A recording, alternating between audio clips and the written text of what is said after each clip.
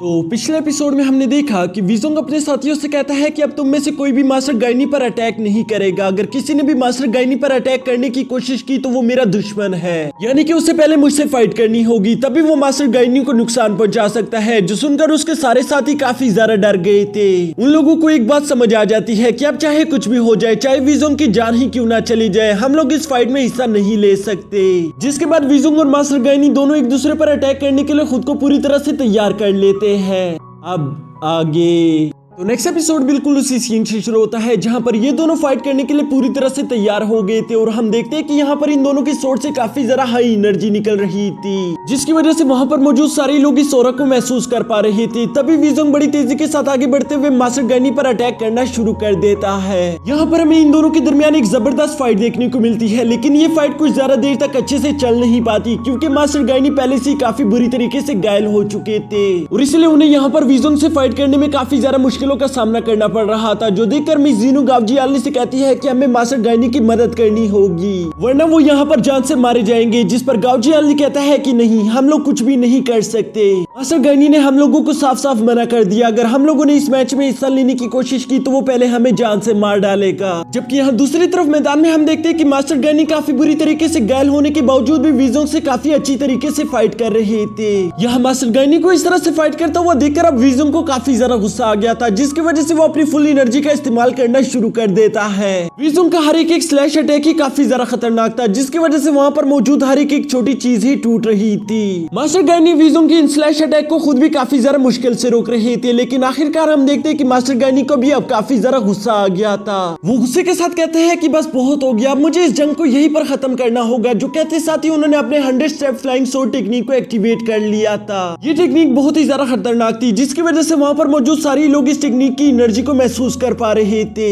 जीनू ये देखकर गावजियाल से कहती है कि आखिर ये सब क्या हो रहा है, जिस पर गावजियाल ने कहता है कि मुझे भी यकीन नहीं आ रहा। मास्टर गाइनी अपने 100 स्टेप फ्लाइंग सोर्ड टेक्निक का इस्तेमाल कर रही है, जिसके बारे में अब तक मैंने बहुत कुछ सुन रखा था, लेकिन आज मैं इसे अपनी आंखों से देख रहा हूँ। जिसके साथ ही हम देखते हैं कि आखिरकार मास्टर गाइनी ने अपनी इस डेडलीस्ट टेक्निक से विजोंग पर हमला कर दिया था, जिसकी वजह से विजोंग डर से काफी ज्यादा जोरों के साथ चिल्लाता है। ये देखकर तो कैलियन से रहा नहीं जाता और वो अपनी तलवार निकालकर आगे मदद करने के लिए आने ही वाली थी कि तभी बाइफिंग उसे वहीं पर रोक देता है। वो उससे कहता है कि ये करने की गलती मत करना, नहीं तो विजोंग से पहले तुम मारी जाओगी। तुम्हें अच्छे से याद है ना कि विजोंग ने क्या कहा था कि तुम में से कोई भी हमारे मैच के बीच में नहीं आएगा, नहीं तो मैं उसे जान से मार डालूंगा। जो याद करने की वजह से कैलियन के पास कोई रास्ता नहीं बचता सिवाय इसके कि वो वहीं पर रुककर इस मैच को खत्म होता हुआ देखे। यहाँ ये लोग अभी इसी तरह की बातें कर रहे थे, जबकि दूसरी तरफ मास्टर गाइनी देखता है कि विजोंग तो अभी भी अपनी जगह पर बिल्कुल सही सलामत खड़ा था, जो देखकर उन्हें अपनी आंखों पर बिल्कुल भी यकीन नहीं आता। तभी विजोंग उन्हें बताता है कि मैंने अपनी बॉडी को वक्त पर ही पूरी तरह से स्ट्रॉन्ग कर लिया था, जिसकी वजह से तुम्हारी इस डेडलीस्ट टेक्निक का भी मुझ पर कुछ ज्यादा असर नहीं हुआ, लेकिन अब तो मैं तुम्हें एक बहुत बड़ा सरप्राइज दे देना चाहता हूँ। और ये कहकर हम देखते हैं कि विजोंग ने भी 100 स्टेप फ्लाइंग सोर्ड टेक्निक को एक्टिवेट कर लिया था, जो देखकर वहां पर मौजूद सारे लोग काफी ज्यादा हैरान हो गए थे। वो लोग आपस में हैरानी के साथ कहते हैं कि आखिर ये कैसे मुमकिन है, 100 स्टेप फ्लाइंग सोर्ड टेक्निक तो सिर्फ मास्टर गाइनी को सिखाई गई थी। इवन कि मास्टर गाइनी को भी इस बात की यकीन नहीं आ रहा था कि आखिर विजोंग ने 100 स्टेप फ्लाइंग सोर्ड टेक्निक को कब सीख लिया।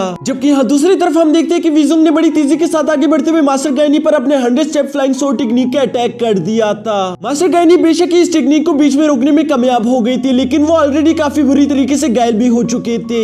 जिस पर विजोंग मास्टर गाइनी से कहता है कि तुम्हें क्या लगा कि 100 स्टेप फ्लाइंग सोर्ड टेक्निक सिर्फ तुम ही सीख सकते हो? मुझे भी ये टेक्निक अच्छे से आती है, लेकिन मैंने हमेशा इसे दुनिया से छुपा कर रखा था कि मैं जरूरत के वक्त इसे इस्तेमाल कर सकूं। और ये कहते साथ ही हम देखते हैं कि विजोंग ने अपना फाइनल अटैक करना शुरू कर दिया था। यहाँ पे विजोंग के फाइनल अटैक में हम देखते हैं कि उसने अपनी सारी एनर्जी लगा दी थी, जिसे मास्टर गाइनी अपने रेनबो एबस से बहुत ही ज्यादा मुश्किल के साथ ब्लॉक कर देते हैं। लेकिन शायद ये ब्लॉक मास्टर गाइनी के कुछ ज्यादा काम नहीं आने वाला था, क्योंकि विजोंग उनसे कहता है कि क्या तुम्हें मालूम है कि शार्क टीथ को रेनबो एबस का दुश्मन क्यों कहा जाता है? साथ ही वो इस सवाल का जवाब देते हुए कहते हैं क्योंकि मैंने इसे खुद अपने हाथों से बनाया था, ताकि मैं इसके जरिए से एक दिन रेनबो एबस को तोड़ सकूं। और ये कहते साथ ही हम देखते हैं कि विजोंग ने अपनी शार्क टीथ को एक साइड पर ब्लेंड कर दिया था, जिसकी वजह से रेनबो एबस काफी बुरी तरीके से टूट जाती है। रेनबो एबस की इन टुकड़ों को देखकर मास्टर गाइनी और वहां पर मौजूद सारे लोग काफी ज्यादा हैरान हो गए थे, क्योंकि इन सबको मालूम था कि रेनबो एबस कितनी ज्यादा पावरफुल सोर्ड थी। और अगर यहाँ पर वीजोंग ने उस सोड को तोड़ दिया, तो इसका मतलब मास्टर गाइनी अब उसका मुकाबला नहीं कर पाएगा, जिसकी वजह से मास्टर गाइनी का मरना यहाँ पर तय है। तभी अचानक हम देखते हैं कि वहाँ पर टियानमिंग भी आ गया था, जो कि अपने सामने ये सब होता हुआ देखकर काफी ज्यादा डर जाता है। मास्टर गाइनी के लिए ये वक्त यहाँ पर पूरी तरीके से रुक चुका था। तभी उन्हें 12 साल पहले की एक बात याद आती है, जहाँ पर वीजोंग ने उनसे कहा था कि एक दिन हम दोनों को एक दूसरे से टकराना ही होगा,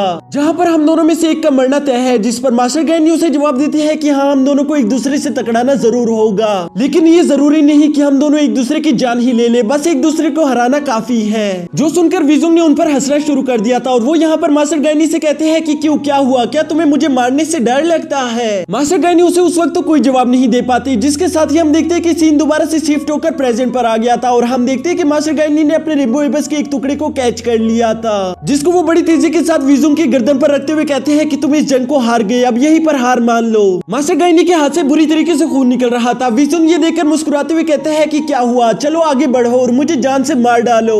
जैसे कि मैंने तुमसे पहले भी कहा था कि हम दोनों में से एक का मरना जरूरी है, नहीं तो ये जंग कभी भी खत्म नहीं हो पाएगी। लेकिन हम देखते कि यहाँ पर भी मास्टर गाइनी वीजोंग को मार नहीं पा रहा था, उनका हाथ बिल्कुल भी उसे मारने के लिए आगे नहीं बढ़ रहा था। वो बिल्कुल भी ऐसा नहीं चाहती थी कि वो यहाँ पर वीजोंग को जान से मार डाले, जबकि दूसरी तरफ हम देखते हैं कि वीजोंग इस मौके का फायदा उठाकर मास्टर गाइनी पर एक जानलेवा हमला कर देता है। यह हमला होता हुआ देखकर वहाँ पर मौजूद सारे लोगों को काफी बड़ा शौक लग गया था, क्योंकि मास्टर गाइनी अपनी डेडलाइन पर पहुंच गए थे, जिसकी वजह से हम देखते हैं कि उनकी आंखें बंद होना शुरू हो गई थी और वो धीरे धीरे करके नीचे गिरने वाले थे। जबकि दूसरी तरफ वीजोंग उनको देखकर कहते हैं कि ये तुम्हारी किस्मत में हमेशा से लिखा गया था, जब से हमारी पहली मुलाकात हुई थी तब से ही तुम्हारा मरना तय था। जबकि दूसरी तरफ हम देखते हैं कि टियानमिंग बड़ी तेजी के साथ मास्टर गाइनी की तरफ भागता हुआ आ रहा था और वो कहता है कि नहीं, ऐसा नहीं हो सकता। तभी मास्टर गाइनी टियानमिंग की बाहों में गिर गए थे, जबकि दूसरी तरफ मास्टर गाइनी की सांसें पूरी तरीके से धीमी हो चुकी थी। यहाँ जब मास्टर गाइनी अपनी मौत से लड़ रहे थे, तभी बैकग्राउंड में हमें किसी लड़की की आवाज सुनाई देती है, जो कि किसी से पूछ रही थी कि तुम मास्टर गाइनी को कितनी अच्छे से जानती हो। जिस पर वो दूसरी लड़की जवाब देती है कि मुझे नहीं मालूम, क्योंकि मैंने सुना है कि आज तक जो भी उसे अच्छे से जानता है वो सिर्फ उसका दुश्मन ही है। मास्टर गाइनी को आज तक इस दुनिया में कोई भी पहचान नहीं पाया, उन्होंने अपने रास्ते में आने वाले दुश्मनों की लाशें बिछा दी, लेकिन इसके बावजूद भी वो वही इंसान है जिसने कभी भी किसी गलत इंसान का साथ नहीं दिया। यहाँ बैकग्राउंड में हमें यह आवाज सुनाई दे रही थी। जबकि दूसरी तरफ हम डाउजी को देखते हैं, जो कि भागता हुआ आखिरकार अपने हीरोज के पास पहुंच गया था, जो कि सीधा मैकेनिकल सिटी की तरफ आ रहे थे। जबकि दूसरी तरफ हमें मैकेनिकल सिटी में एक बार शायो को भी दिखाया जाता है, जो कि किन आर्मी के खिलाफ अकेले खड़ा था। साथ ही साथ हमें एक झलक यूवी की भी दिखाई जाती है, जिसे मून गॉडेस अपने साथ ले गई थी। और आखिर में हमें दिखाया जाता है टियानमिंग, जिसके बाहों में मास्टर गाइनी पड़ा हुआ था। मास्टर गाइनी अपनी मौत के कगार पर पहुंच चुके थे। मुझे नहीं मालूम क्या वो जिंदा बच पाएंगे या नहीं। यहाँ पर पूरे मैकेनिकल सिटी की तकदीर ही बदल चुकी है, किसी को नहीं मालूम आगे क्या होगा, क्योंकि यहाँ चारों तरफ निराशा और गम ही छाया हुआ है। और दोस्तों, इसी के साथ हमारा सीजन 2 भी खत्म हो जाता है। सीजन 3 में हमें देखने को मिलेगा कि आखिर इन सबकी तकदीर में क्या लिखा हुआ है। लेकिन सीजन 3 जब तक नहीं आ जाता तब तक हम लोगों को इंतजार करना होगा। और इसी के साथ हमारा यह एपिसोड यहीं पर खत्म हो जाता है।